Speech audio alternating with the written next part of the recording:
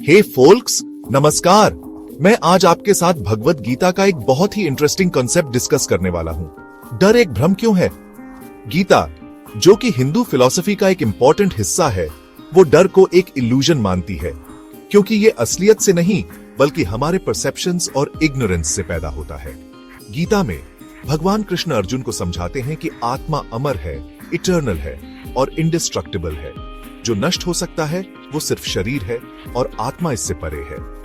इस सच्चाई को समझने से डर का असली कारण, मौत का डर, किसी चीज को खोने का डर या फिर फेल होने का डर खत्म हो जाता है। चैप्टर 2 वर्स 20 में गीता कहती है, न जयाते मर्याते व कदाचित नयम भूत्वा भविता व न भूया अजो नित्या शश्वतोयम पुरानो न हन्याते हन्यमाने शरीरे। इसका मतलब है कि आत्मा न कभी पैदा होती है और न ही मरती है। ये न कभी एग्जिस्टेंस में आई है और न ही कभी आएगी। ये अनबॉर्न, इटर्नल, अनचेंजिंग और एंशिएंट है। जब शरीर नष्ट हो जाता है तब भी आत्मा नष्ट नहीं होती। तो डर को भ्रम यानी इल्यूजन क्यों कहते हैं? गीता के अनुसार डर अज्ञान यानी अविद्या से पैदा होता है। जब हम सिर्फ शरीर के साथ आइडेंटिफाई करते हैं और आत्मा के इटर्नल नेचर को भूल जाते हैं, तब हम अनसर्टेनिटी और डिस्ट्रक्शन से डरने लगते हैं। हमारे अटैचमेंट्स, चाहे वो धन से हो, रिश्तों से हो या सक्सेस से हो, हमें डरते हैं क्योंकि ये सब टेम्पररी है। गीता हमें सिखाती है कि जो चीज चेंज होती है वो असली नहीं है, वो सिर्फ माया है।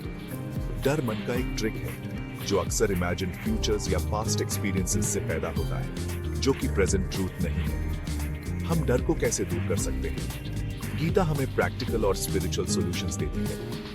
पहला, सेल्फ नॉलेज प्राप्त करो।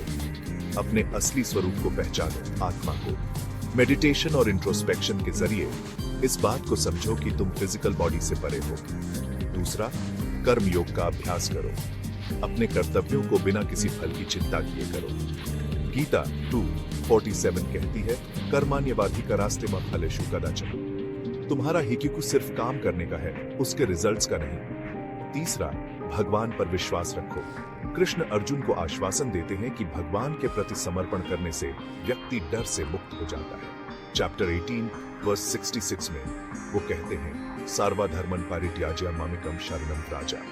सभी धर्मों का त्याग करके सिर्फ मेरे शरण में आ जाओ। डिटैचमेंट डेवलप करो। दुनियावी चीजों से अपना अटैचमेंट कम करो। जब आप समझ जाओगे कि सब कुछ टेम्पररी है, तो उन्हें खोने का डर कम हो जाएगा। वर्तमान में जियो।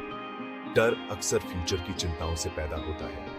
गीता हमें सलाह देती है कि हम प्रेजेंट में जिएं और अपने एक्शंस पर ध्यान दें। निष्कर्ष, गीता का संदेश क्लियर है।